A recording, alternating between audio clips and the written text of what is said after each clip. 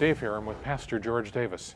Pastor Davis, today so many people feel that they fail at prayer. How do you overcome that feeling? How do you overcome the feeling of not praying?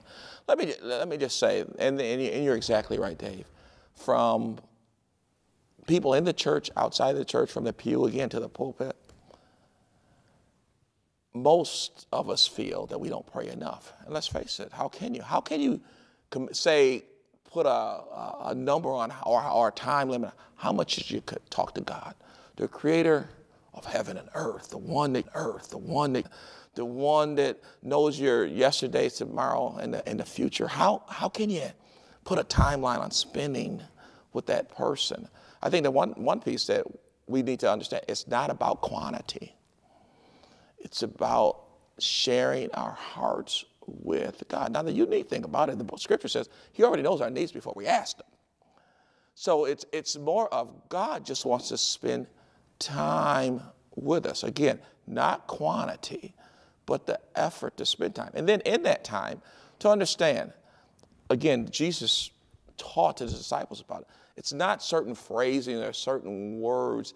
If God already knows my heart, He already knows my needs, He knows me inside out. So why does He want us to come to Him? To show that we're dependent on Him, that we trust Him, that we'll live for Him. So it's a matter then of just communicating to God, just like we're talking here right now. Talking to God, listening to God. I have to listen to you. There's a communication going on here. And say, well, how do you overcome that? By participating in it. The more that you do it, the more it becomes natural. But I will say, it's not natural since the fall. It's not natural, the creation fall. It's not natural for man to be in a relationship with God. We want to rebel. We want to repel. Everything in life, there's very few. When's the last time you seen a billboard that said, hey, did you pray today? You know, when's the last time you heard a commercial? Are you praying today? No, everything about life or our culture says push God on the back burner. What Christianity does or what prayer does is bring God to the forefront. So how do you overcome it? Start praying in the morning. Before your feet hit the floor, Lord, I just thank you for waking me up this morning. That sounds simple, but that's a biggie. Lord, bless my day. Lord, keep me in your care as I go about.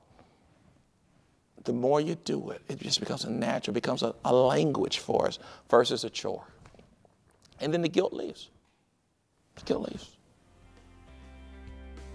You're talking about somebody that knows. Okay. That's how the guilt leaves, by doing it.